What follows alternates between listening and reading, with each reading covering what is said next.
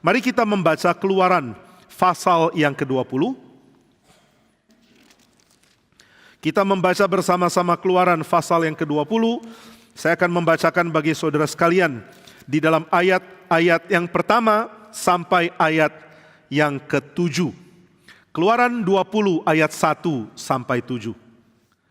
Demikianlah firman Tuhan. Lalu Allah mengucapkan segala firman ini. Akulah Tuhan Allahmu yang membawa engkau keluar dari tanah Mesir, dari tempat perbudakan. Jangan ada padamu Allah lain di hadapanku. Jangan membuat bagimu patung yang menyerupai apapun yang ada di langit di atas, atau yang ada di bumi di bawah, atau yang ada di dalam air di bawah bumi. Jangan sujud menyembah kepadanya atau beribadah kepadanya. Sebab aku Tuhan Allahmu adalah Allah yang cemburu, yang membalaskan kesalahan bapa kepada anak-anaknya, kepada keturunan yang ketiga dan keempat dari orang-orang yang membenci aku. Tetapi aku menunjukkan kasih setia kepada beribu-ribu orang, yaitu mereka yang mengasihi aku dan yang berpegang pada perintah-perintahku. Ayat yang ke-7 kita membaca bersama-sama. 1, 2, 3. Jangan menyebut nama Tuhan Allahmu dengan sembarangan, sebab Tuhan akan memandang bersalah orang yang menyebut namanya dengan sembarangan. Mari kita berdoa. Bapa di surga, kami merindukan dibimbing oleh firman. Kami ingin menjalani kehidupan kami hari demi hari di dalam pergumulan dan sukacita, di dalam keadaan baik maupun buruk bersama dengan Tuhan kami. Kami bersyukur karena selama ini Engkaulah yang menyertai gerejamu. Sepanjang hidup kami Engkaulah Allah yang menuntun kami. Dan kami percaya di dalam hari-hari ke depan Engkau tetaplah Allah yang akan menuntun kami. Kami bersyukur karena Tuhan menerima kami. Engkau membenci segala dosa kami. Engkau menegur dan memanggil kami pulang. Dan Engkau menyambut kami ketika kami kembali kepadamu. Sekarang kami mohon ya Tuhan, tuntunlah kami untuk mengikuti Tuhan. Masuk ke tanah permai yang Tuhan janjikan.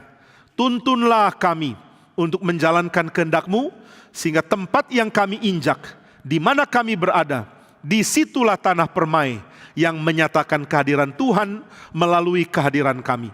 Berikanlah firman-Mu dengan limpah, dan tolong hamba-Mu yang tidak layak ini. Biarlah melalui mulutnya firman Tuhan diberitakan, dan biarlah melalui seruan dari atas mimbar ini, nama Tuhan ditinggikan. Berkati setiap kami, tolong kami, supaya firman yang diberitakan tidak diambil oleh si jahat, dan akhirnya tidak menghasilkan buah dalam hidup kami. Biarlah firman itu tertanam di dalam hati kami, berakar di dalam akar yang sejati, di tanah yang sejati, dan diberi pertumbuhan oleh Allah melalui roh yang sejati, yang memberikan kepada kami pertumbuhan, sehingga iman kami menjadi dewasa dan berbuah dengan limpah. Tolonglah kami semua ya Tuhan, di dalam nama Tuhan Yesus kami berdoa. Amin. Saudara sekalian, di dalam ucapan yang ke-7 dikatakan jangan menyebut nama Tuhan Allahmu dengan sembarangan. Ini merupakan tuntutan yang sangat penting karena berkait dengan perkataan Tuhan, berkait dengan nama yang Tuhan izinkan ada pada umatnya. Nama Allah yang mulia Tuhan kaitkan kepada umat. Umat Tuhan begitu cemar, umat Tuhan begitu lemah, umat Tuhan begitu penuh dosa. Kenapa Tuhan rela kaitkan namanya kepada umat? Saudara, ini hal yang sulit dimengerti, tapi sifat rela turun dari Allah. Ini merupakan sifat yang ada pada Allah yang sejati. Saudara, Allah yang palsu atau ilah palsu, berhala-berhala, semua adalah proyeksi dari pemahaman manusia akan kesempurnaan. Manusia cuma mengerti kesempurnaan itu naik ke atas. Mau sempurna, naik ke atas. Mau sempurna, jadilah lebih baik. Mau sempurna, jadilah lebih hebat. Kalau kamu mau jadi lebih baik, jadilah orang yang punya keahlian lebih tinggi, kemampuan yang lebih besar, tingkat pengertian yang lebih hebat. Semua yang harus dicapai adalah hal yang naik ke atas. Saya mau jadi orang lebih baik, saya punya kemampuan harus bertambah. Tapi saudara sekalian, ini bukan perspektifnya Tuhan. Karena Tuhan tidak mungkin naik lagi. Dialah yang sempurna. Dia tidak mengatakan, aku harus jadi lebih sempurna, aku harus jadi lebih baik, aku harus lebih hebat, lebih kuat, lebih pintar. Itu tidak ada pada pikiran Tuhan. Lalu hal apa yang Tuhan miliki? Tuhan tidak sedang menyatakan diri untuk menjadi lebih baik, tapi Tuhan menyatakan diri supaya umatnya tahu bahwa Dia adalah yang sempurna. Jadi Tuhan bukan mengejar kesempurnaan, Tuhan adalah Allah yang mewahyukan kesempurnaan. Manusia mengejar kesempurnaan, Allah adalah Allah yang mewahyukan kesempurnaan. Dia menyatakan betapa sempurnanya Dia, betapa kudusnya Dia, betapa mulianya Dia. Dan inilah Tuhan, Dia senantiasa mengekspresikan diri melalui wahyunya. Di dalam Institute of Christian Religion, buku yang pertama, Calvin mengingatkan kita bahwa Allah adalah Allah yang tiap saat memberikan tetesan segar kepada kita tentang pengenalan akan Tuhan. Di dalam seluruh alam, Tuhan menyatakan diri dengan sangat limpah, tiap-tiap saat. Maka Calvin mengatakan mengenal Tuhan itu sebenarnya tidak mungkin tidak dimiliki manusia. Karena manusia diberikan kesempatan menikmati Dia di dalam tetesan-tetesan yang segar setiap saat. Tuhan bukan pernah menyatakan diri, tapi Tuhan senantiasa menyatakan diri. Maka kalau Tuhan senantiasa menyatakan diri, Dia menyatakan diri lewat alam. Dia menyatakan diri lewat panggilannya di dalam hati kita. Kita tidak mungkin bisa membenarkan diri kalau kita mengatakan, saya tidak mau datang ke Tuhan karena saya tidak kenal Tuhan. Di abad 20 ada seorang filsuf ateis bernama Bertrand Russell. Dia ditanya oleh seorang wartawan Kristen, kalau kamu mati, lalu kamu ketemu Tuhan, kamu sepanjang hidup ateis, apa yang akan kamu katakan kepada Tuhan? Bertrand Russell mengatakan, saya akan bilang kepada Tuhan, Tuhan tidak cukup bukti. Mana bisa saya percaya kepadamu, tidak ada cukup bukti. Tapi kitab suci dan juga perkataan John Calvin di dalam Institute of Christian Religion sudah mengatakan Tuhan menyatakan diri tiap-tiap hari.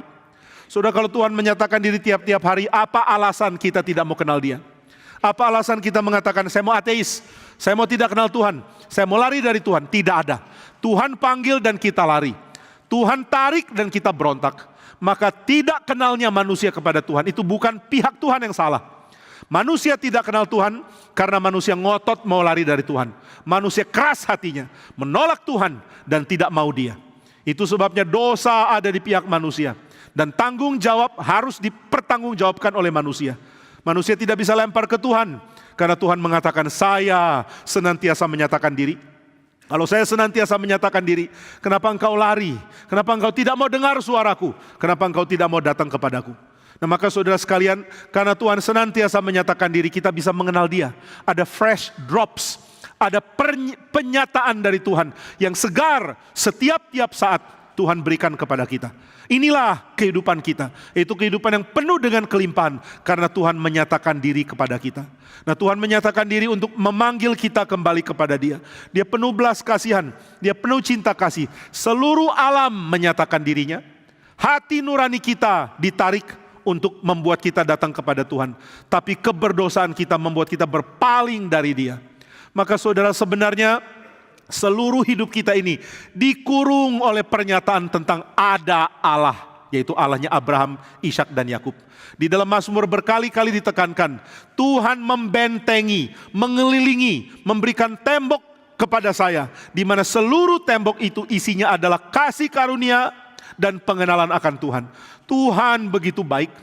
Saudara, ini membuat kita menjadi sadar Allah adalah Allah yang sempurna dan Dia terus menyatakan diri. Tapi pertanyaan yang berikut muncul. Pertanyaan pertama, Tuhan, apakah Engkau berusaha menjadi sempurna? Jawabannya tidak. Dia sudah sempurna. Kita mengejar kesempurnaan sedangkan Dia menyatakan kesempurnaan. Lalu hal kedua, jika Engkau sempurna, lalu Engkau menyatakan kesempurnaanmu kepada kami, sanggupkah kami menampung kesempurnaan itu? Jika Tuhan adalah yang sempurna, lalu Dia nyatakan kesempurnaannya kepada kita, sanggupkah kita terima semuanya? Pasti tidak. Kita tidak mungkin sanggup menerima kesempurnaannya. Saudara, kalau saudara ikut kuliah dari seorang pemberi kuliah yang sangat hebat, saudara adalah orang yang tidak lulus SD. Lalu saudara ikut kuliah dari profesor dari fisika. Saudara ikut bawa catatan, lalu profesor ini mengatakan, saya akan beritahu kepada kamu di dalam level pengetahuan yang paling tinggi yang saya punya. Wah, saudara akan kesulitan menangkap kuliah ini. Dia akan bagikan kepada saudara hal-hal yang saudara tidak tahu. Nah saudara, kita ini terlalu rendah, terlalu terbatas, terlalu bodoh. Lalu Tuhan mau menyatakan kesempurnaan, bagaimana mungkin kita bisa tahu? Nah, maka pertanyaan kedua adalah, kalau Tuhan menyatakan diri, bagaimana kita bisa kenal Dia? Sulit. Bagaimana kita bisa menangkap? Rasanya tidak mungkin. Tapi hal yang unik diberitakan oleh kitab suci. Kesempurnaan yang Tuhan berikan bukan hanya bersifat informasi dan deskripsi akan kesempurnaan. Tuhan bukan hanya menjelaskan tentang kesempurnaan, tetapi Tuhan juga adalah Allah yang memamerkan kesempurnaan. Wah, ini menambah pengertian kita. Jadi Tuhan senantiasa berkomunikasi kepada kita, namun Tuhan menyatakan diri bukan hanya untuk memberikan kita informasi tambahan. Tuhan menyatakan diri untuk memberikan kesan kepada kita. Nah, ini pun didapat dari pikiran John Calvin dari Institute of Christian Religion. Tuhan menyatakan diri supaya di dalam jiwa kita diberikan print, diberikan cap, diberikan pola yang ada pada Tuhan ditekankan kepada kita. Di dalam zaman lampau, ketika seorang mau memberikan persetujuan, dia akan memberikan tanda tangan dan juga cap keluarganya. Nah, cap keluarga biasanya adalah logam yang sudah diukir, ditempa menjadi lambang dari keluarga. Dan lambang ini akan ditekankan kepada sebuah lilin, supaya lilin itu menjadi segel yang nantinya akan mengikuti pola yang ada di dalam cap. Nah, cap keluarga diberikan kepada lilin yang ada di dalam ukiran cap, akhirnya dicetak ke dalam lilin.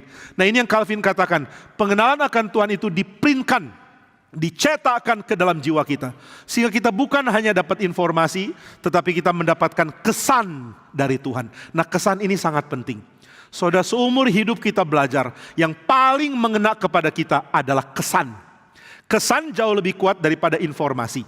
Kesan adalah hal yang sangat penting, yang melampaui hanya sekadar memberikan pengertian. Itu sebabnya menyatakan pengajaran itu sangat penting. Di dalam pengertian dari Luther, dia setuju, dia sangat yakin bahwa firman Tuhan adalah firman yang harus dinyatakan. Harus ada sound. Alkitab mesti dibaca. Alkitab mesti diperdengarkan. Khotbah mesti dinyatakan secara suara. Bukan hanya dipamerkan untuk dibaca. Maka pemberian suara menambahkan kesan kepada manusia. Di dalam pelatihan sekolah minggu ada satu guru sekolah minggu tanya, Pak, di tengah begitu banyaknya hantaman media sosial, layar, screen, gadget, games, anak kita ini terus dikurung oleh layar.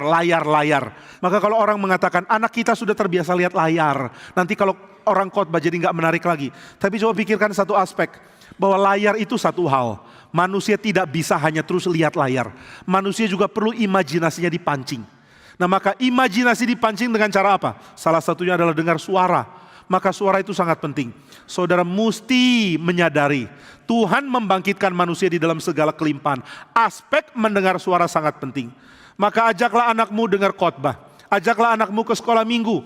Ajak anakmu untuk terbiasa menikmati sisi mendengar sebagai sisi yang terus diupdate, dibangkitkan, dan dioles untuk ada pada dia. Nah, maka saudara, kita perlu dengar, dan dengar mengakibatkan kesan, bukan hanya membuat informasi masuk. Seorang pendeta mengatakan kepada saya, waktu itu saya belum jadi mahasiswa teologi, saya baru berniat masuk sekolah teologi. Dia mengatakan, Jim, kalau kamu mau masuk sekolah teologi, tolong bergumul baik-baik. Minta Tuhan mampukan kamu mengkomunikasikan firman dengan baik. Kalau tidak, jangan khotbah, suruh orang baca aja tulisanmu. Kalau khotbahmu tidak memancing kesan, imajinasi, dan juga memberikan print dari pengertian yang bukan hanya bersifat informasi, tapi bersifat kesan. Jika engkau tidak mampu memberikan itu, jangan jadi pengkhotbah. Wah, ini kalimat kena sekali kepada saya. Dia terus ingatkan, jika engkau tidak sanggup membangkitkan kesan dalam diri manusia melalui suaramu, jangan jadi pengkhotbah. Sebab engkau akan menyiksa orang. Bayangkan kalau orang terus dipaksa duduk dengar pemaparan-pemaparan yang jauh lebih menarik dibaca daripada didengar. Kadang-kadang saya menikmati orang menulis buku, baca bukunya begitu bagus. Begitu dengar orangnya berikan ceramah, saya langsung harap dia berhenti ceramah dan bagi bukunya kepada kita semua. Apalagi kalau gratis lebih bagus lagi. Sudah, ambil buku saya, baca buku saya. Bukunya sangat insightful, tapi pemaparannya sangat kurang. Nah, Pak Tong mengatakan orang-orang kayak gini adalah lion in writings, tapi kitten in pulpit. Jadi waktu di atas mimbar, miau. Tapi waktu tulis buku, nah itu ya, ini bedanya. Nah saudara, kita perlu dengar. Apakah kita perlu baca? Juga perlu baca. Kalau gitu baca atau dengar, dua-dua harus ada. Jangan jadi manusia yang cuma one-sided. Biarlah kita jadi manusia yang semua aspek ada. Sehingga kita makin menikmati mendengar, menikmati mengenal, dan menikmati mendapatkan kesan tentang Tuhan di dalam hati kita.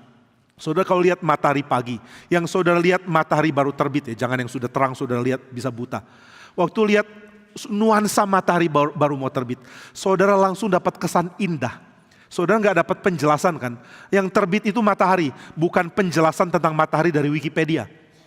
Pagi hari muncul matahari, matahari adalah bola gas yang apapun namanya lah. Waktu itu muncul, saudara nggak lihat tulisan, saudara lihat kesan. Nah maka waktu Tuhan menyatakan, aku adalah Allah yang sempurna. Dan dia mau menyatakan diri kepada kita. Dia menyatakan kesan. Kesan apa ya? Kesan bahwa dia melampaui pikiran kita, namun dia memaklumi pikiran kita. Ini indah bukan main. Inilah sifat inkarnasi dari Allah. Apa itu inkarnasi? Inkarnasi berarti Allah memaklumi kita, tetapi Allah tidak mengurangi kemuliaan yang dia nyatakan kepada kita. Allah memaklumi, tapi Allah tidak membuat kemuliaannya menjadi rendah. Inilah yang dipahami di dalam istilah perjanjian baru sebagai morfe. Morfe bukan cuma bentuk, tapi morfe adalah pancaran mengenai siapa Tuhan yang mulia itu. Di dalam surat Filipi dikatakan Kristus walaupun dalam morfe Allah, dia tidak menganggap kesetaraan dengan Allah sebagai milik yang harus dipertahankan. Nah ini bukan berarti Yesus tidak lagi jadi Allah, bukan ya. Tapi dia tidak merasa memancarkan kemuliaan Tuhan itu harus dipertahankan waktu dia jadi manusia. Lalu waktu dia jadi manusia, dia lakukan apa? Dia memancarkan pancaran manusia yang rela merendahkan diri, bahkan menjadi hamba yang taat sampai mati, bahkan sampai mati di atas kayu salib. Nah inilah Tuhan. Dia adalah Allah yang memamerkan kerelaannya untuk mengerti kita, menyatakan kemuliaannya. Dan kemuliaan itu dinyatakan di dalam cara yang kita bisa tangkap. Nah itu sebabnya Tuhan menyatakan diri dan dia merendahkan dirinya waktu menyatakan diri. Dia turun kepada kita supaya kita bisa berjumpa dengan dia. Meskipun dia tidak mengurangi bobot mulia yang dia miliki. Saudara, di sini kita menikmati paradoks tentang Tuhan.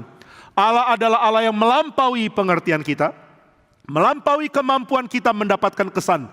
Namun Allah juga adalah Allah yang rela membatasi dirinya dan menyatakan diri kepada kita sesuai dengan yang kita perlukan.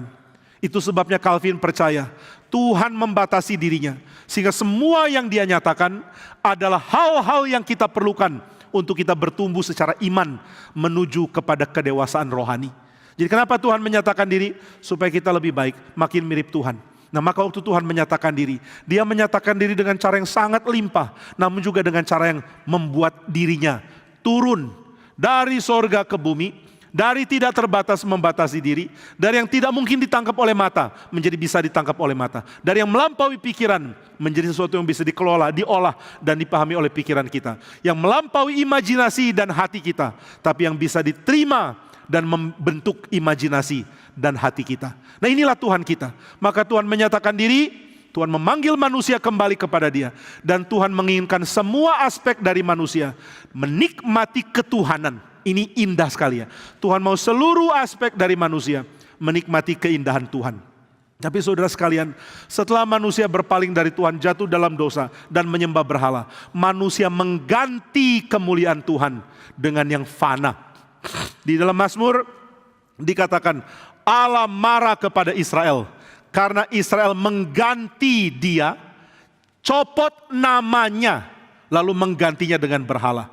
Padahal dia adalah yang harus disembah, dan nama itu adalah yang ajaib yang harus disembah.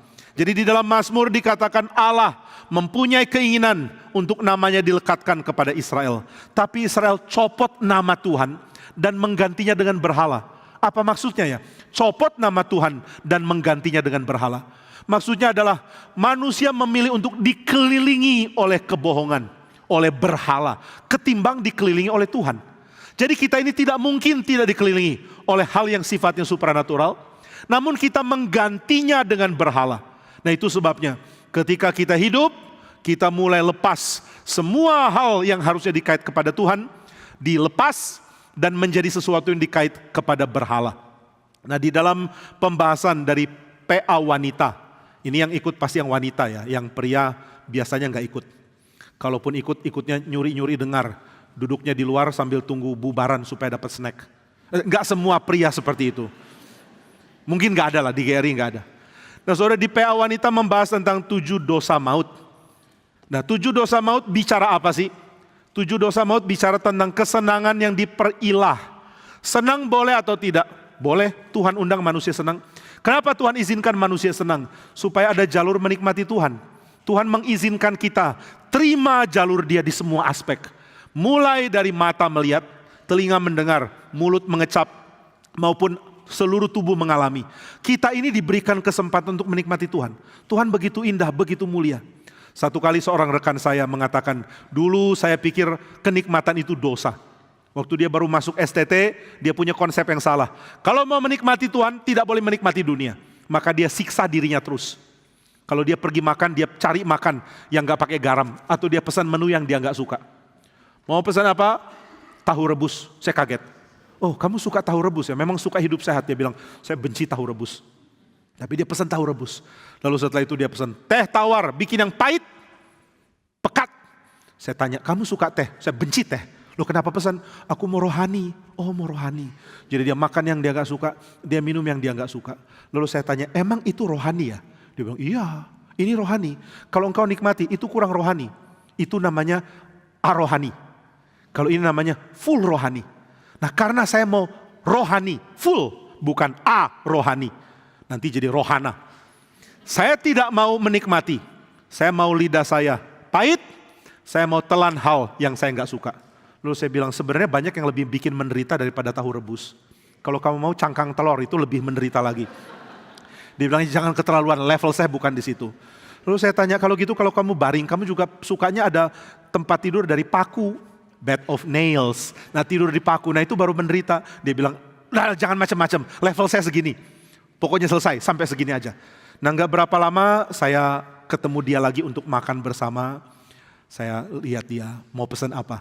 Tolong pesan makan, pesan apa? Ayam goreng yang bikin yang enak ya. Saya kaget. Udah jadi arohani sekarang.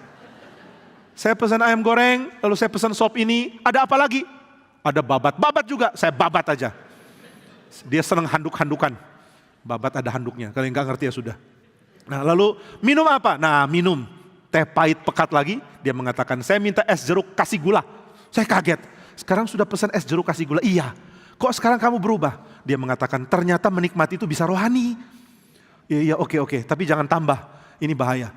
Nah, waktu itu dia mengatakan, saya baru ngerti ternyata menikmati Tuhan juga penting. Tuhan mengundang kita untuk menikmati Dia. Tapi kalau nikmat dilepas dari Tuhan, maka nikmat jadi berhala. Nah, ini yang bahaya. Kita mengelilingi hidup kita dengan berhala. Dan ini yang jadi problem. Kenapa jadi problem? Karena saudara mengurung diri. Mengurung diri di dalam keadaan yang miskin Tuhan. Tidak ada kekayaan ilahi di dalam hidup kita. Kita pikir kekayaan ilahi bisa diganti dengan kekayaan uang. Gak bisa. Kita pikir kekayaan ilahi bisa diganti dengan penerimaan. Gak bisa. Kalau begitu bagaimana mengganti semua yang bersifat berhala. Semua yang mengelilingi kita. Yang kita sudah lepaskan dari Tuhan. Bagaimana supaya ini bisa kembali kita nikmati? Jawabannya adalah dengan mulai menghargai nama Tuhan. Nah, ini poin yang penting sekali di dalam hukum mengenai kuduskanlah nama Tuhan. Jangan menyebut nama Tuhan Allahmu dengan sembarangan. Nah, kita akan jelaskan ini di dalam bagian selanjutnya dari khotbah ini. Tapi sebelumnya saya ingin ingatkan lagi, pentingnya untuk kita sadar, hidup kita dikelilingi berhala. Dan yang lebih parah adalah waktu orang Kristen bertobat, atau sepertinya bertobat, dia tidak langsung ubah sekelilingnya itu menjadi berkat Tuhan. Dia masih terima berhala, tapi dia mulai pakai bahasa rohani untuk menyebutkan hal-hal di sekelilingnya. Ini yang memiskinkan orang Kristen. Akhirnya orang Kristen menyebut Tuhan, menyebut berkat, menyebut nama Tuhan, menyebut kehendak Tuhan. Tapi semua ini dikaitkan dengan hal yang masih bersifat berhala. Saudara, di dalam pengertian yang sebelumnya kita membahas bahwa ketika orang membentuk patung, dia sedang mereduksi kemuliaan Tuhan. Tuhan tidak mau dinyatakan di dalam cara yang terbatas seperti ini. Kalau begitu, hal yang sama terjadi dengan penyebutan nama Tuhan. Ketika kita menyebut nama Tuhan, tapi konsep tentang Dia, pengertian tentang pekerjaannya, natur dari sifat dari segala perbuatannya, kita tidak pahami, maka kita akan menyebut berhala itu sebagai Tuhan. Ini yang dikatakan oleh seorang dari Prancis, seorang bernama Jean-Luc Marion. Jean-Luc Marion, dia menulis buku mengenai berhala di dalam gereja. Dia mengatakan kita sudah ngerti kok ada berhala di rumah ibadah dari agama lain. Tapi masa di dalam gereja ada berhala? Iya. Di mana berhalanya? Ketika kita menyebut Tuhan sebagai kemasan, tetapi isi dari kemasan itu adalah berhala. Nah maka saudara, inilah yang dilakukan oleh orang yang baru percaya. Lalu mulai pakai penyebutan rohani untuk segalanya. Untuk pekerjaan bilang berkat Tuhan. Puji Tuhan ada berkat tambahan. Tapi dia nggak mengerti natur dari berkat. Puji Tuhannya banyak, tapi kontennya kacau. Mengaku pekerjaan Tuhan dengan limpah, tapi isi di dalamnya tidak berkait dengan apa yang Tuhan kerjakan. Nah ini bahaya bagi kita semua. Apalagi yang berkhotbah di atas mimbar. Saya akan sangat sering sebut nama Tuhan. Menyebut kehendak Tuhan. Menyebut tentang Tuhan. Kalau kontennya ternyata tidak sama dengan kontainer. Inilah yang sedang ditegur di dalam hukum. Jangan menyebut nama Tuhan Allahmu dengan sembarangan. Maka saudara, mari perhatikan hal ini. Waktu kita kelilingi diri kita dengan berhala, waktu kita pikir hidup adalah untuk senang, hidup adalah untuk dapat uang, hidup adalah untuk menghindar dari kesakitan, hidup adalah supaya diri disayang, diri diperhatikan. Lalu kita menjadi Kristen. Kita hanya mengganti apa yang tadinya berhala menjadi Tuhan. Apakah hidup Kristen itu? Hidup Kristen itu hidup senang, hidup enak, hidup tenang. Nah tadi pagi saya membahas tentang berdiam dengan tenang dan hidup dengan senang ala Nebukadnezar. Itu bukan prinsip Kristen. Kenapa Nebukadnezar bikin kerajaan yang besar? Supaya dia bisa berdiam dengan tenang dan hidup dengan senang. Bagaimana dengan orang Kristen? Sama. Kita kerjakan hal supaya kita bisa berdiam dengan tenang dan hidup dengan senang. Kenapa beli rumah di tempat itu? Supaya aku bisa berdiam dengan tenang, hidup dengan senang. Kenapa pilih kerja ini? Supaya bisa berdiam dengan tenang, hidup dengan senang. Kenapa mau pilih tempat tinggal di sini? Supaya bisa diam dengan tenang, hidup dengan senang. Tapi nggak ada hidup dengan senang, diam dengan tenang. Karena kita akan terus berperang dengan maut. Kita digerogoti oleh kuasa. Ada banyak kuasa di sekitar kita. Kuasa dari si jahat. Kuasa yang membuat kita menjadi orang yang self-centered. Kuasa yang membuat kita tidak mengerti waktu ada kecemaran. Kuasa yang membuat kita jatuh di dalam keadaan menjauh dari Tuhan. Dan kuasa yang akhirnya terbukti di dalam kematian. Kematiannya sedang menggerogoti kita. Saudara, hidup menuju maut adalah hidup yang sedang dialami oleh kita semua. Kita sedang digerogoti maut. Seorang filsuf dari Jerman bernama Heidegger mengatakan hidup manusia itu bagaikan perjalanan. Tetapi sayangnya, telosnya, tujuannya adalah titik sebelum mati. Sayangnya, momen kita mencapai tujuan adalah momen yang berbatasan dengan maut. Setelah itu kita mati. Wah kalau gitu apa gunanya hidup ya? Hidup ya menikmati kesementaraan. Hidup ya berdiam di dalam keadaan tidak pasti. Hidup ya menikmati keterlemparan. Hidup ya melihat bagaimana arah kita ditentukan bukan oleh kita sendiri. Nah maka saudara sekalian, pandangan yang kelam dan gelap dan tanpa pengharapan. Ini yang dipahami oleh dunia. Tapi kita mau mengganti, kita nggak mau tanpa pengharapan. Kita ganti ketiadaan pengharapan, tapi kita ganti bukan dengan Tuhan. Maka kita mulai kelilingi hidup kita, kelilingi diri kita dengan ilah palsu bernama sukses dan hidup senang. Ini sebenarnya jadi kelilingan yang sangat-sangat jelas pada saat ini.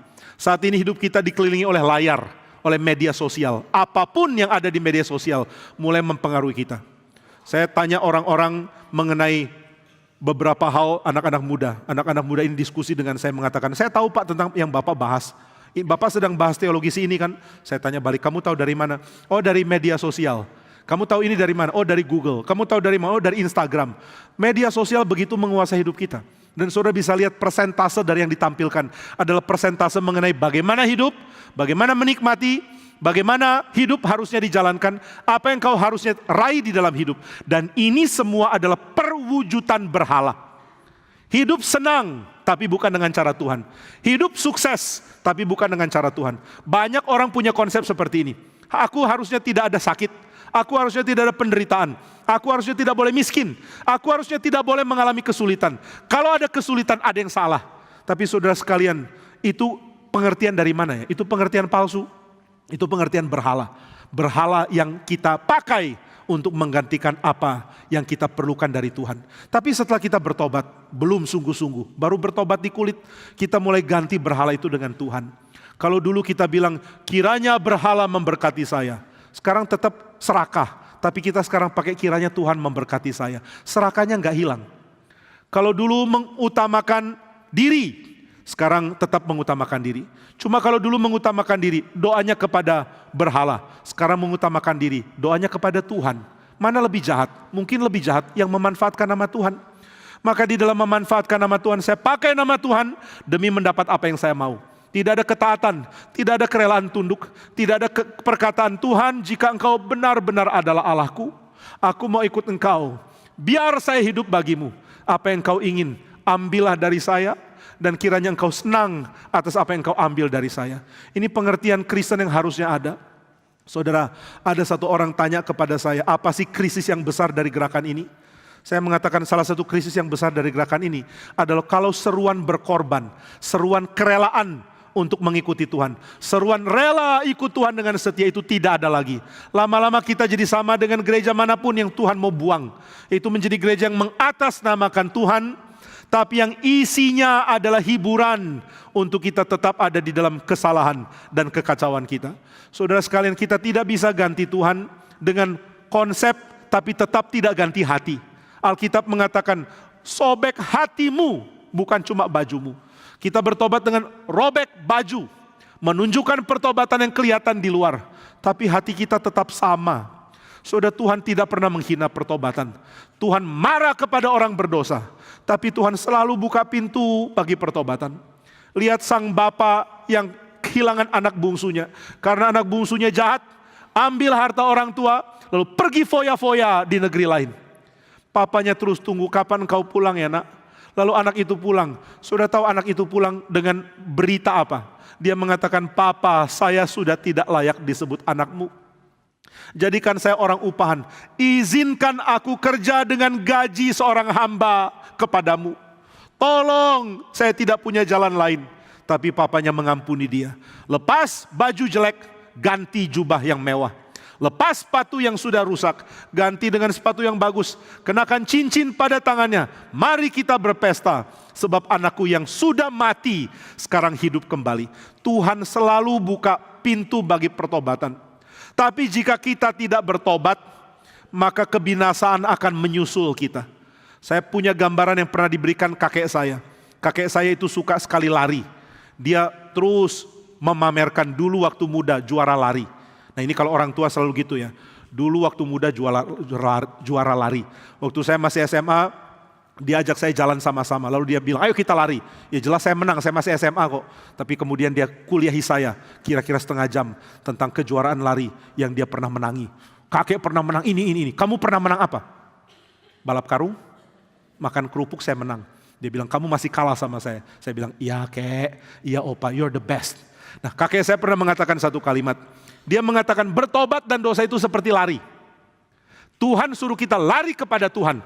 Lalu kita lari. Waktu kita sadar kita bertobat, kita mau lari ke Tuhan. Tapi yang harus juga kita sadar adalah dosa lama kita langsung melek. Dia sadar, dia kehilangan kita. Kita sudah lari ke Tuhan. Kita sudah lari menuju Tuhan. Maka setelah itu dosa lama kita akan lari kejar kita. Nah ini gambaran yang dia berikan. Jadi ada lomba lari. Kita lari ke Tuhan, tapi dosa tidak rela lepas kita. Kita lari lagi. Waktu kita merasa aman, oh ada Tuhan di depan. Tuhan, Engkau sudah mengampuni saya. Kita perlambat larinya kita. Kita mulai berdiri, kita mulai ngaso, kita mulai duduk mengatakan thank you Tuhan sudah mengampuni. Maka dosa dengan kecepatan lari tinggi muncul dari belakang. Langsung hantam kita kembali. Dan kakek saya mengatakan keadaanmu akan jauh lebih parah dari sebelumnya. Larilah kepada Tuhan. Jangan cuma jalan, lari bertobat kepada Dia. Saudara bertobat itu bukan cuma satu aspek. Begitu saudara bertobat di satu aspek, saudara baru tahu satu aspek ini kait dengan banyak aspek lain. Langsung sudah punya perasaan, bukan cuma ini ya yang menjadi kesalahan saya. Ternyata aku juga berdosa di dalam bidang ini, dan bidang ini. Di semua bidang ini saya mesti lari kepada Tuhan. Saya mesti bertobat. Sudahkah engkau pernah mengalami pertobatan sejati? Hei jemaat Tuhan, sudahkah engkau lari kepada Tuhan? Dosa sedang kejar kamu di belakang. Jika engkau santai, jika engkau tenang, dia akan menang lagi. Banyak orang Kristen tidak mengerti bagaimana lari sama Tuhan. Hidup rohani masih santai, kebaktian dianggap enteng, tidak pernah memperhatikan firman, mengabaikan tuntutan Tuhan, mengabaikan prinsipnya. Itu bukan pertobatan. Pertobatan memberikan kepada saudara telinga baru. Saudara menjadi terbuka untuk mendengar apapun yang Tuhan mau sampaikan. Pertobatan membuat saudara punya mata yang baru, melihat harapan yang indah, serta menangisi dosa. Pertobatan memberikan saudara hati yang baru. Tapi jangan lupa, pertobatan juga memberikan kepada saudara kaki yang mau lari.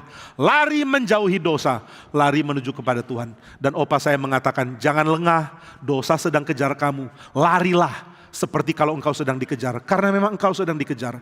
Waduh, itu nasihat terus saya ingat, saya sadari sesuatu yang sering kita lupakan. Ini adalah nasihat yang sering kita abaikan. Karena kita pikir pertobatan itu seperti melewati Laut Merah yang sudah beres. Laut Merah terbelah, lalu orang Israel menjalani Laut Merah sampai seberang. Kemudian setelah itu Laut Merah yang tertutup. Saya mau beritahu, kita belum di seberang, kita masih di tengah Laut Merah. Kita masih jalan lari dari Mesir, dan Mesir sedang kejar di belakang. Alkitab mengatakan seluruh Israel lari ke seberang. Mereka tidak santai-santai, tidak tenang-tenang. Di dalam beberapa adegan dari film kartunnya Musa, dulu kan ada film kartun Prince of Egypt ya, itu lucu sekali digambarkan. Ada anak kecil lagi jalan melewati Laut Merah itu yang sudah terbelah. Lalu ketika dengar Mesir mau kejar, papanya langsung ambil kayu, mamanya ambil kayu, lalu anak-anaknya menggantung di tengah. Kemudian mereka angkat, mereka lari, anak-anaknya melambai-lambai. Ini cuma film kartun. Tapi ini menunjukkan kesegeran orang Israel. Mereka sadar Mesir sedang kejar dan mereka lari. Dan mereka baru sadar di padang gurun. Mesir sudah tidak lagi mengejar karena sudah tenggelam. Tapi godaan Mesir masih terus kejar mereka. Mengatakan, kenapa ikut Tuhan? Kenapa ikut Musa? Bukankah di tempat yang lama lebih nyaman? Dan ini yang mesti diputus. Nah maka saudara sekalian, kalau kita tidak bertobat, kita akan terus kelilingi hidup kita dengan hati yang lama. Keinginan lama, tapi mulutnya mengatakan Tuhan yang baru. Keinginan masih sama dengan dulu. Tapi sekarang objek permohonannya sudah Tuhan, sudah Kristus, sudah Roh Kudus, bukan lagi berhala. Tapi masih sama. Apakah saudara masih sama? Jika masih, belum ada pertobatan. Jika saudara sudah bertobat, mulailah kelilingi dirimu dengan Tuhan, bukan dengan konsep berhala. Bagaimana kelilingi diri dengan Tuhan? Nah ini sekarang kita masuk ke dalam pengertian menguduskan nama Tuhan. Saudara mesti mulai melihat bedanya Tuhan dengan berhala lamamu. Bedanya Tuhan dengan konsepmu tentang Tuhan yang lama. Tuhan lain dengan berhala. Tuhan bukan ilah palsu. Apa beda Tuhan dengan ilah palsu? Bedanya adalah Tuhan adalah Allah yang rela datang kepada umatnya untuk menuntun umatnya. Nah maka saudara mulai sadar, saudara perlu dituntun, bukan perlu orang menyetujui saudara. Saudara perlu dituntun, bukan perlu dikonfirmasi. Ini penting sekali. Saya perlu dituntun. Tuhan datanglah untuk tuntun saya. Jika orang tidak merasa diri perlu dituntun, dia bukan orang yang baik. Satu kali saya dengan Pak Stephen Tong sedang dituntun di museum ya. Waktu itu saya ada Pak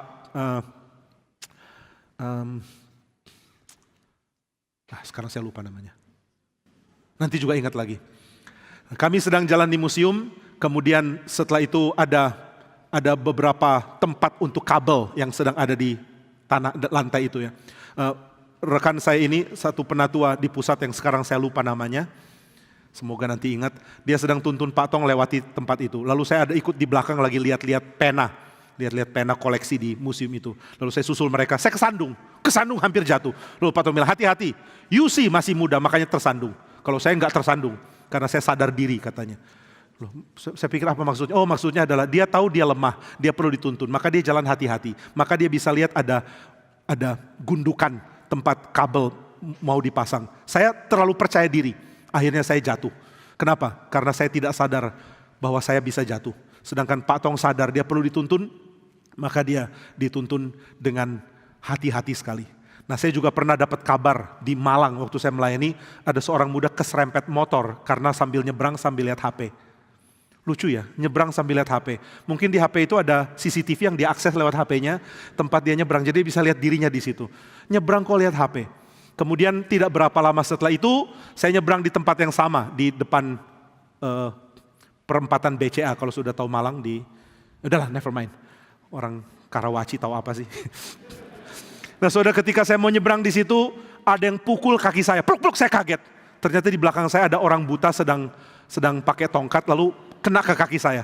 Saya kaget, lalu saya lihat, orang buta, mau saya tuntun? Dia bilang, gak apa-apa, saya tahu kok nanti kalau udah bunyi lampunya saya jalan pelan-pelan sambil lambaikan tangan. Lalu saya tanya, Bapak biasa lewat sini? Dia bilang, tiap hari lewat sini bolak-balik. Saya pergi ke tempat kerja, lalu pulang lagi lewat sini. Waduh, nyebrang tiap hari. Saya tuntunnya, makasih. Sambil saya tuntun, sampai di seberang saya tanya, pernah ada insiden, keserempet atau apa? Dia bilang, puji Tuhan. Ya, dia pakai alhamdulillah, bukan puji Tuhan. Alhamdulillah gak pernah sekalipun, gak pernah. Kok bisa gak pernah? Ya hati-hati aja. Pokoknya dengar baik-baik, kalau lampu sudah hijau baru nyebrang. Pokoknya hati-hatilah, jangan sembarangan. Saya gak pernah ketabrak. Waduh, saya bingung. Yang bisa lihat ketabrak karena sibuk lihat HP. Yang gak bisa lihat gak pernah ketabrak. Kenapa ya? Karena yang gak bisa lihat, gak sepede yang bisa lihat. Yang bisa lihat itu kebangetan pedenya. Saudara nyetir pun sambil balas WA, pernah gak? Bertobatlah kamu. Nah saudara, orang yang buta itu sadar, saya buta kok, jangan sombong. Kalau buta hati-hati, nyebrangnya pelan-pelan, tunggu sampai sepi, jangan langsung terabas. Tapi orang yang melihat mengatakan, saya bisa melihat, udah biasa. Saya tahu kok cara nyebrang, akhirnya keserempet. Mirip dengan saya bisa kok jalan gak perlu dituntun, saya bisa lari, kesandung. Sedangkan Pak Tong mengatakan, saya perlu dituntun, jangan sampai jatuh, harus hati-hati. Akhirnya dia gak jatuh. Nah saudara, mari sadar, saya adalah orang yang perlu menyelidiki diri lagi. Apakah Tuhan yang saya kenal, saya kenali untuk mengkonfirmasi saya? Ataukah Tuhan yang saya kenali untuk mengoreksi saya? Tuhan, koreksilah saya. Tuhan, paparkanlah jalanmu dan izinkan saya menjalaninya dengan tekun. Nah dengan demikian saudara mesti merenungkan tentang Tuhan. Bukan cuma tentang apa yang dia bisa berikan kepada saya. Banyak orang cuma pikir apa yang Tuhan bisa berikan. Katanya Tuhan maha kuat, kenapa dia tidak tolong saya ya? Katanya Tuhan hebat, kenapa dia tidak bantu saya ya? Katanya Tuhan maha kuasa, kenapa dia tidak luluskan saya ya? Kenapa aku tidak dapat pacar yang aku mau? Kenapa aku tidak dapat pekerjaan yang aku mau? Kenapa aku tidak dapat naik pangkat? Kenapa aku tidak dapat gaji yang aku mau? Kenapa Tuhan tidak beri? Katanya dia maha kuasa. Ini pikiran orang yang masih jahat. Dia belum bertobat. Dia tidak mengatakan, Tuhan Engkau adalah pemimpinku. Pimpinlah saya di jalan yang Engkau mau. Tuntunlah saya di jalan yang Engkau mau. Saudara, jangan pakai ucapan rohani palsu. Kita bilang tuntun, tapi hati kita sangkut kepada yang lama. Itu enggak bisa. Saudara, kalau ada kapal mau dikemudikan keluar, tapi jangkarnya masih jangkar berlabuh. Tali yang kuat itu masih mengait ke pelabuhan. Ini kapal tidak bisa pergi kemana-mana. Makin tambah kekuatan, makin tegang tarikan antara dok dengan kapal, makin bisa merusak. Nah maka yang harus dilepas, yang harus dilakukan bukan tambah kekuatan dari mesin, tapi yang harus dilakukan adalah lepas dulu jangkar, lepas dulu kaitan dengan pelabuhan, dengan dok, lepas dulu talinya baik-baik, baru bisa pergi dengan nyaman. Banyak orang jadi Kristen, kenapa tidak bisa jadi Kristen yang sungguh-sungguh ikut Tuhan? Karena hatinya masih melekat ke yang lama. Kalau hati masih melekat yang lama, sengotot apapun engkau ikut hal rohani gak ada gunanya. Saudara mau belajar sebanyak mungkin pengertian gak ada gunanya. Mau baca kitab suci tiap hari tetap tidak ada guna. Kenapa? Karena hati masih berpaut kepada cara hidup yang lama. Putuskan dulu kehidupan lama dengan hatimu, baru setelah itu tuntunan Tuhan akan menjadi berharga bagimu. Bagaimana caranya hatiku bisa berubah? Hal pertama yang harus dilakukan adalah renungkan sifat Tuhan dan renungkan tentang Tuhan. Ini berkait dengan namanya. Tuhan, Engkau adalah Allah yang seperti apa ya? Ini pertama kali harus diketahui. Kenapa setelah orang datang ke gereja ini ikut katekisasi, hal yang pertama diajarkan adalah tentang Tuhan. Tuhan sifatnya seperti apa, Tuhan itu bagaimana. Ini harus menjadi dasar dari iman Kristen. Ini harus menjadi semacam pengakuan iman kita. Ini harus menjadi iman yang dasar di dalam hati kita, yaitu mengenal siapa Dia.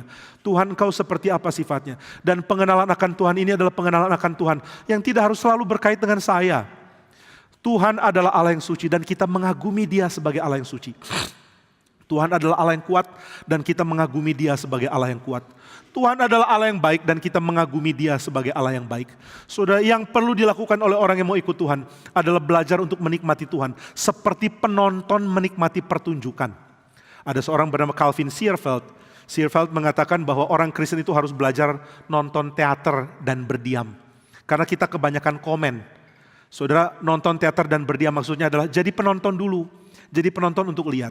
Oh, saudara mau dengar orang main piano, coba dengar orang main piano. Nikmati orang main dan dengan tenang menikmati. Yang main tidak tentu harus berkait dengan kita, tapi kita menikmati yang main. Maka menonton pertunjukan ini penting. Nah, kita ini adalah orang-orang yang terbiasa berpartisipasi. Nonton pertunjukan rasanya nggak bagus kalau kita nggak ikut. Kita lebih suka yang interaktif. Kita lebih senang kalau kita ikut terlibat di dalam show, di dalam pertunjukan. Kita ikut terlibat di dalam cerita, di dalam bentuk game, supaya kita bisa menentukan karakter mau kemana. Kita ingin berbagian di dalam setiap hal yang kita lihat. Tapi Searfeldt mengatakan, ini tidak bisa dilakukan kalau kita mau mengikut Tuhan. Kalau kita mau mengikut Tuhan, hal pertama yang harus dilakukan adalah melihat Tuhan sebagai pameran bagi kita. Yaitu waktu kita baca Alkitab, kita mulai menyadari sifat-sifat Tuhan, gak tentu langsung berkait dengan saya. Tuhan itu baik karena apa? Dia menolong Israel.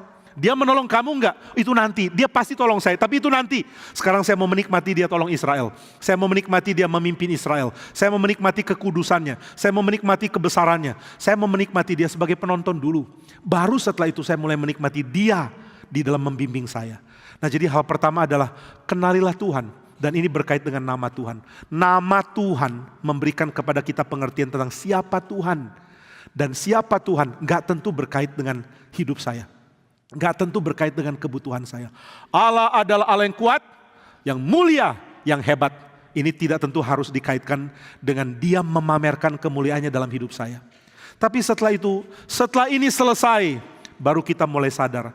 Ternyata Tuhan sangat berkait dengan saya. Dia mencintai saya, Dia menolong saya. Tapi sebelum saudara mengenal Tuhan yang mencintai saudara, saudara harus lebih dulu mengenal cinta Tuhan sejatinya, sebenar-benarnya di dalam dirinya Dia. Untuk bisa mempunyai kesenangan terhadap sesuatu, saudara mesti bisa kenali sesuatu itu di dalam dirinya sendiri dulu. Itu sebabnya di dalam pengertian dari seorang bernama Bernard de Clairvaux, dia membagikan level cinta ke dalam 4. Cinta diri demi diri, itu level paling rendah, paling tidak berguna. Yang kedua adalah cinta Tuhan demi diri. Aku mulai mencintai Tuhan tapi demi diri. Yang level juga masih rendah. Level yang ketiga yang baik adalah mencintai Tuhan demi Tuhan. Kenapa engkau mau ikut Tuhan? Demi Tuhan. Kenapa mau mencintai Tuhan? Demi Tuhan. Dan yang terakhir adalah saya mencintai diri demi Tuhan. Inilah level paling tinggi. Apa artinya mencintai diri demi Tuhan?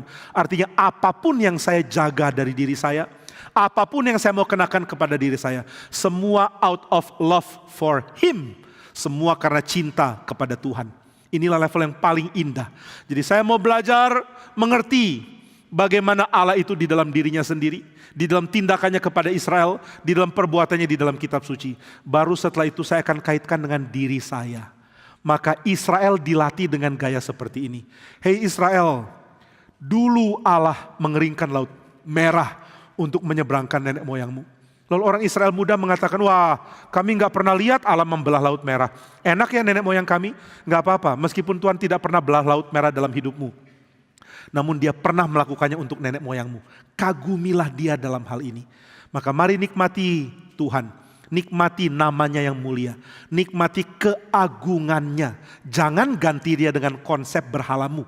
Nikmati Dia di dalam pemberitaan dari kitab suci. Nikmati Dia tanpa langsung mengerti apa kaitan itu dengan saya. Tuhan kuat? Iya. Apa kaitannya dengan saya? Belum lihat. Gak apa-apa. Tapi sudah mulai menikmati Tuhan. Tuhan dinikmati oleh engkau. Saudara kalau pergi ke ISJ, saudara kan akan dengar konser. Konser itu gak tentu tentang saudara kan. Saudara lagi ulang tahun datang ke ISJ, lalu saudara minta pianisnya mainkan happy birthday untuk saudara. Apa boleh?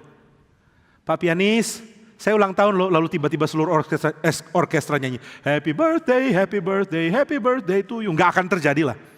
Atau saudara ulang tahun lalu datang ke gereja, ini ada yang lagi ulang tahun kah? Lalu berharap Pak Jimmy khotbah tentang ulang tahun ya, saya lagi ulang tahun. Saya akan bilang nothing, saya gak akan bilang apa-apa. Saudara nggak bisa atur, saudara cuma jadi penonton. Nah, jadi penonton itu menyenangkan, meskipun saudara nggak ada andil dan pamerannya seperti tidak langsung berkait dengan saudara. Inilah cara menikmati Tuhan. Kuduskanlah namanya. Artinya apa? Kenalilah sifat Dia, dikaitkan dengan namanya, bukan dikaitkan dengan hidupmu. Dengan demikian saudara mulai punya konsep tentang Tuhan yang beres, bukan konsep berhala yang diadopsi ke dalam label kemasan Tuhan. Tapi saudara punya kemasan, aku adalah penyembah Allah. Dan isi kemasan itu adalah pengenalan tentang Allah yang benar. Sudahkah kita kenal Dia? Sudahkah kita kenal Dia di dalam dirinya sendiri? Sudahkah kita kenal sifat-sifatnya yang mulia itu? Sudahkah kita kenal Dia dan namanya yang kudus itu? Kenalkah engkau siapa Dia? Kenalkah engkau namanya yang hebat itu? Biarlah kita seperti pemazmur mengatakan, Tuhan yang firman-Nya kupuji. Kepada Tuhan aku percaya, aku tidak takut. Apakah yang dapat dilakukan manusia terhadap aku? Saya kenal Tuhan dulu, baru setelah itu saya makin melihat kaitannya dengan hidup saya. Kiranya Tuhan memimpin kita menguduskan nama Tuhan, memimpin kita mengagumi namanya yang mulia, memimpin kita menaruh hormat kepada Dia. Di dalam pengagungan kepada Tuhan, saudara mulai melatih diri, tidak sembarang sebut nama Tuhan. Mulai melatih diri, tidak sembarangan mengabaikan nama Tuhan. Orang-orang di dalam zaman sekuler ini tidak suka bicara tentang Tuhan atau kebanyakan bicara tentang Tuhan. Kita bisa lihat ini di dalam kehidupan sehari-hari. Ada orang Kristen yang apa-apa Tuhan, apapun Tuhan. Mau pesan menu makanan dari restoran pun mesti cari nama Tuhan dulu.